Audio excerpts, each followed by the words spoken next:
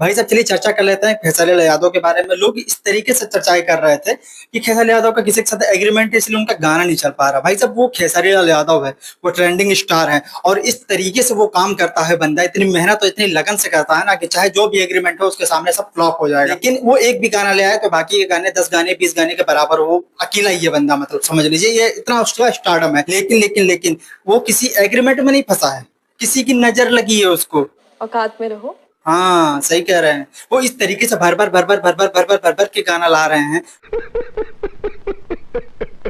उसके बावजूद भी जो इस तरीके से उनका काम हो रहा, कोई गाना चल नहीं पा रहा, कोई गाना पिक नहीं पकड़ रहा, कोई गाना ऐसे से धरातल पर बज नहीं रहा। जिस तरीके से मतलब ऐसा नहीं है कि खेसारी यादव के लेवल से देखा तो 2-3 मिलियन कोई बहुत बड़ी बात होती ही नहीं है। वो तो उनका 6 घंटे का काम था, 8 घंटे का काम था, लेकिन जिस तरीके से लाइफ टाइम का उनको 2-4 मिलियन वाली जाकर के सीमेंट उनके रह जाती है, तो ये खेसारी यादव का लेवल नहीं है। ये मत कह दे कोई कि भाई बाकी से तो ठीक है, भाई बाकी से मुकाबला मत करो, ये बहुत अपमान कर रहे हो। तो तुम ये बहुत गलत बात है ना, तुम खेसारी यादव के फैन नहीं हो सकते ना।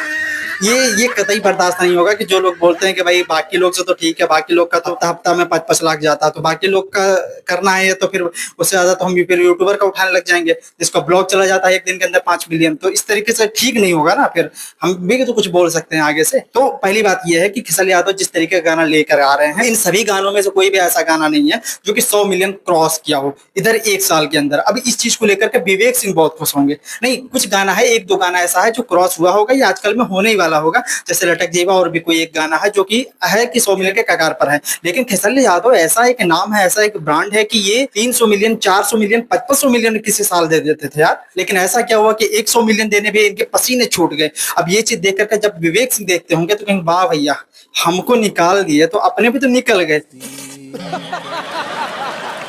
कहाँ जगमगा रहे हो भाई, हम ही तो हर चीज मैनेजमेंट करके देते थे और हमें निकाल दिया, ऊपर से ये कह के निकाले कि भाई पैसा मार लेता है, चोरी कर लेता है, फ्रॉडगिरी कर लिया वगैरह वगैरह। तो कहीं भाई वो चीज ठीक हो या ना हो, ये हो सकता है कि विवेक सिंह के फील्ड में रहते तो भी ये चीज होता। कोई ऐसा फरिश्ता तो था नहीं वो इंसान, लेकिन वो होते तो भी ये चीज हो सकता था, लेकिन वहां पर वो चीज नोटिस ना करी जाती। लेकिन आज जब ये चीज नोटिस की जा रही है तो उनके मन में भी ये मलाल रहा होगा। और जो लोग हैं, कुछ लोग इसके मजे भी ले रहे हैं कि अब जो उनका एक फिल्म आने वाला है श्री 420, उसमें पावर स्टार पवन सिंह का नाम लिया है, तो लोग उससे भी ट्रोल कर रहे हैं कि पावर स्टार के नाम पर फिल्म चलाना चाहते हैं। तो भाई साहब पहली बात ये है कि पावर स्टार की फिल्म खुद ही नहीं चल रही, बताओ तो ये पागल है भाई। अब वो दूसरों की फिल्म का क्या चलाएंगे। और पावर स्टार पवन सिंह का गाना भी नहीं चल रहा, अब वो तो एक स्पेशली गाना लेकर आते हैं कि भैया भड़कम मचाएंगे। अब ये जो उनका गाना आया है, अब इस गाने में आप देखिए कि कम से कम एंट्री के साथ ही करोड़ों रुपए फूंक दिया गया।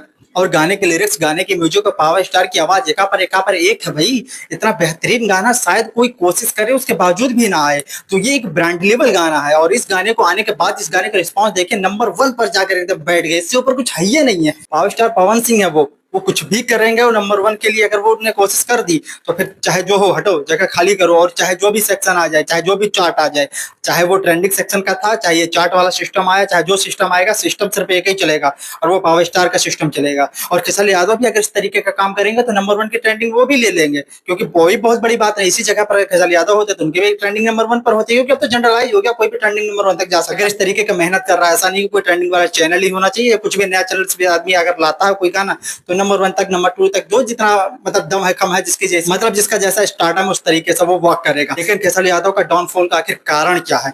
सबसे बड़ी बात यह है कि वो अच्छा गाना नहीं चुनिंदा कर पा रहे हैं। भाई वही गाना जब चलने लगता है तो लोग उसको अच्छा कहने लगते हैं, वही गाना जब नहीं चलता लोग उसको खराब करने लगते हैं। तो गाना तो ऐसा नहीं कि हर गाना खराब है, बहुत सारे गाना, उनका एक पायल गाना आया था, बहुत बेहतरीन गाना था।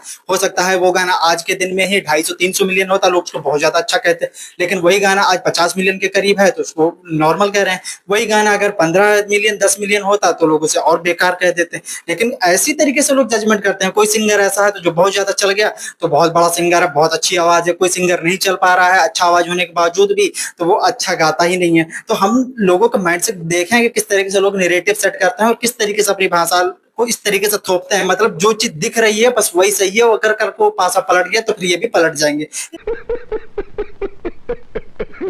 ये बात की कोई वैल्यू नहीं है। और अगर खेसारी यादव का गाना नहीं चलने का कारण होता तो पहले भी वही गाना चूज करके लाते थे, चल जाता था। आज नहीं चल पा रहा तो कोई कारण नहीं हो सकता, बस ऐसे लगे रहने से कभी उतार चढ़ाव तो हर जगह आती है, हर किसी के फील्ड में आता है, तो कोई बहुत बड़ी बात है नहीं।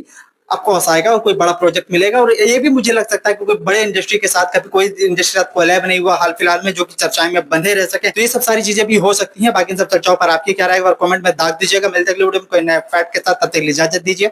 जय हिंद।